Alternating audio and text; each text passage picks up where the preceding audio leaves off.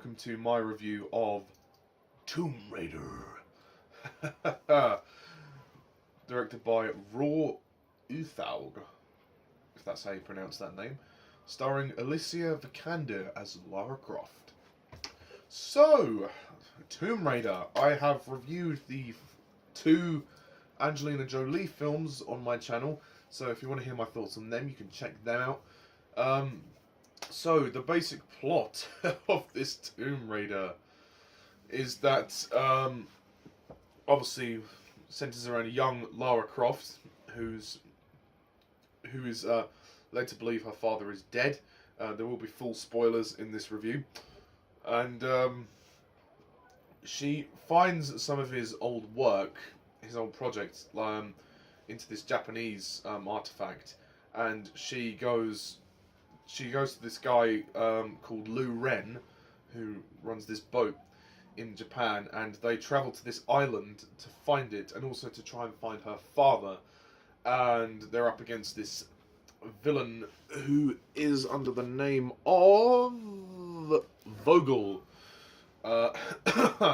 Matthias Vogel, who is part of a big organization known as Trinity, who wants to take the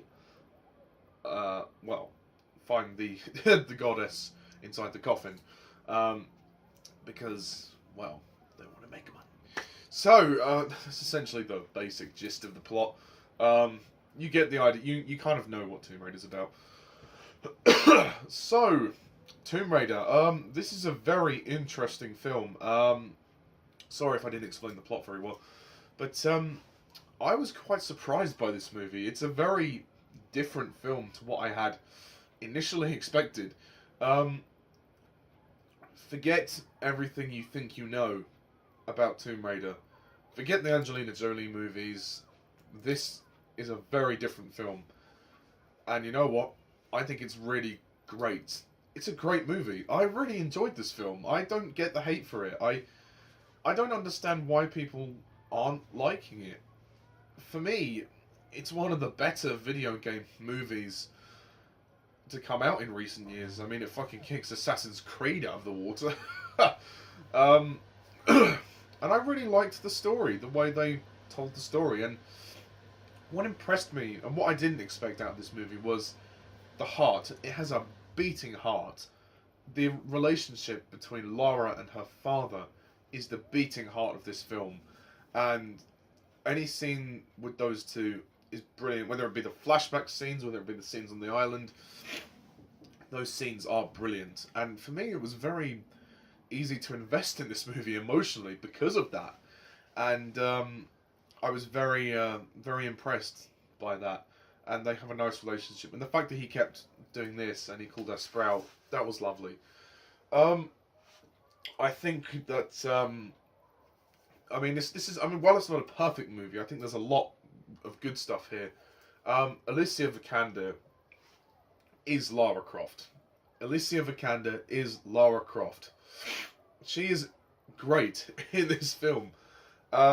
She's a very different character to Angelina Jolie's character, because Angelina Jolie, in her films, was,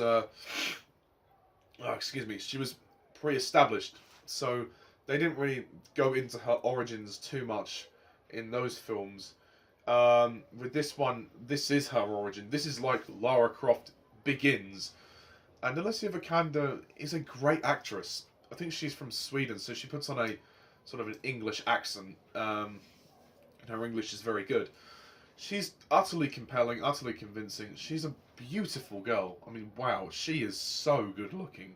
I have a huge crush on her, man. She is so attractive and good looking. And she has she brings a lot of emotion to this part.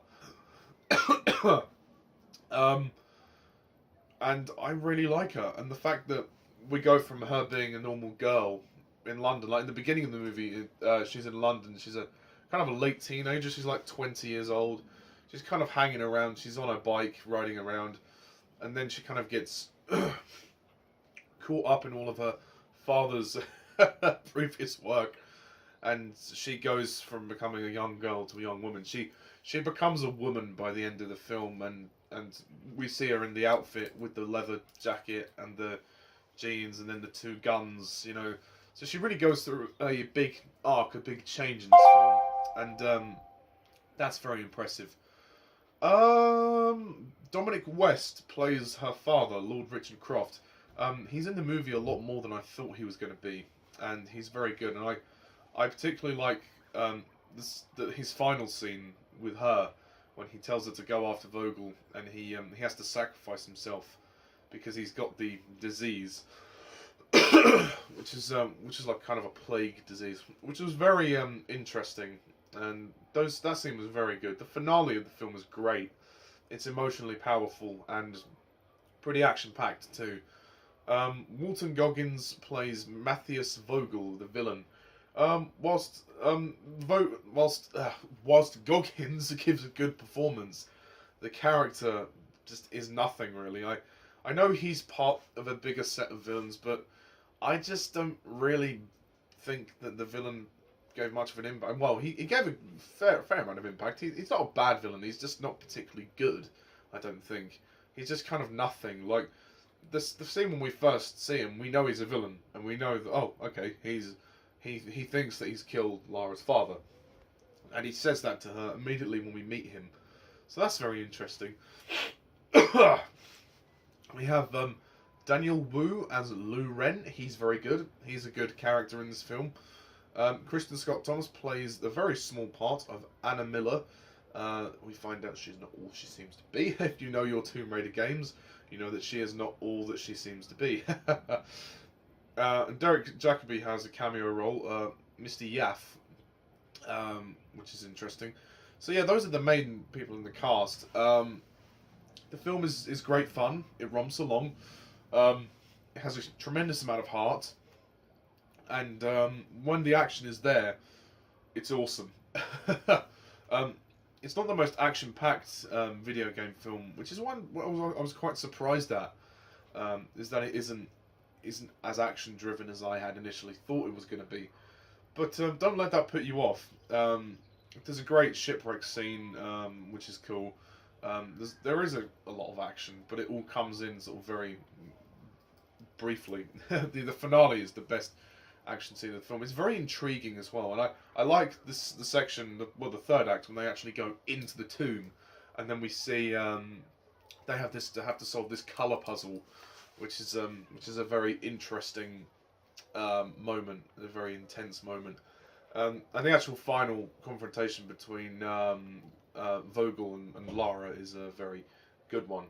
The music, I think, is a bit forgettable. The music doesn't really do anything. They could have used the original Tomb Raider theme because that is more emotional, which is probably why I've used it for the opening of my review. And you know, I was really stunned at how well it was shot as well. The movie's well shot. It looks beautiful. They spend a lot of time on this island. There's actually quite a good survival movie as well. Lara has to kind of survive on her own quite a lot. We see it when she breaks out of the prison camp. Not prison camp, the camp, sorry. And then she's running around the jungle on her own, trying to avoid the guards. That's really interesting. She gets wounded quite brutally in this film. But she also puts up a good fight as well. So she's a strong female character. So there you go. That's another one to add to the list. And I genuinely was impressed by the movie. And the effects were good. I would say the effects were pretty good. I mean, obviously, compared to the Angelina Jolie movies, they're much more up to date. So, yeah, I will say the movie did take its time to get going. It was a bit slow on the start up, but when it got going, it was pretty good. And yeah, in terms of an origin story, I thought, yeah, it was pretty good. And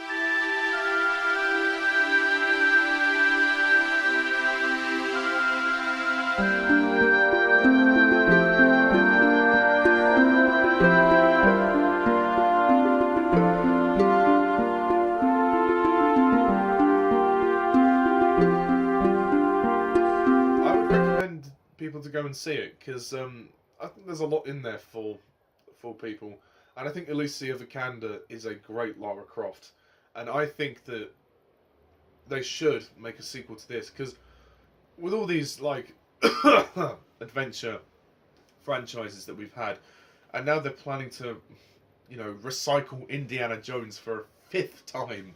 Indiana Jones 5 is coming out in a couple of years or so, and it's just so not necessary. And Harrison Ford is too old to be doing any of that. I mean, he was too old 10 years ago, and now this is really stretching a point. So I think we need more films like this, with Lara Croft, with Alicia Vikander. She's young, she's beautiful, she's very fit.